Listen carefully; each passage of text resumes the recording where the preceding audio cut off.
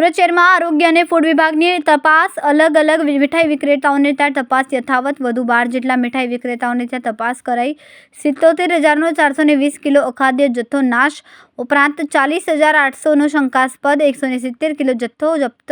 અગાઉ 20 ઓગસ્ટમાં રોજ દૂધના માવાના 16 નમૂના લેવાયા હતા।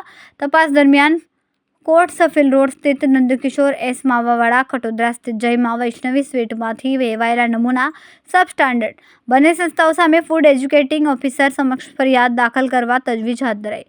વરાછા ફૂડ પોઈઝનિંગની ઘટના બાદ તંત્ર સતત પ્રયત્નશીલ છે।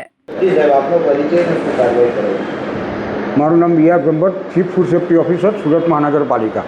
માનનીય આરોગ્ય અધિકારી સાહેબની સીધી સૂચનાને માર્ગદર્શન હેઠળ સુરત મહાનગરપાલિકાના આરોગ્ય ફૂડ વિભાગ દ્વારા સુરત મહાનગરપાલિકામાં દૂધનો માવો, મીઠાઈઓ વગેરેનું ઉત્પાદન અને વેચાણ કરતી સંસ્થાઓમાંથી આગામી દિવસોમાં રક્ષાબંધનનો તહેવાર આવવાનો હોય તેથી જાહેર જનતા દ્વારા મોટા પ્રમાણમાં દૂધના માવાનો અને મીઠાઈઓનો ઉપયોગ થતો હોય છે। તેથી તેઓને દૂધનો માવો અને મીઠાઈઓ સારી ગુણવત્તાવાળી મળી રહે તે માટે માનનીય આરોગ્ય અધિકારી સાહેબે તારીખ 24, 25 અને 26 રોજ આ સંસ્થાઓની ચકાસણી કરવાની અને તેમાંથી નમૂના લેવાની કામગીરી સુરત મહાનગરપાલિકાના ફૂડ વિભાગ દ્વારા ચાલુ હતી।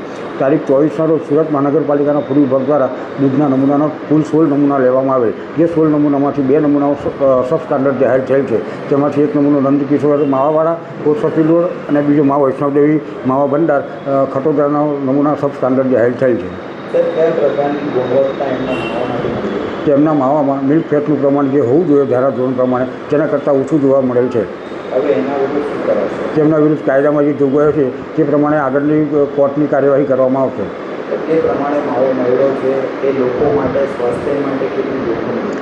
મિલ્ક ફેટનું પ્રમાણ જે હોવું જોઈએ તેથી ઓછું છે, તેથી હલકી ગુણવત્તા કહી શકાય।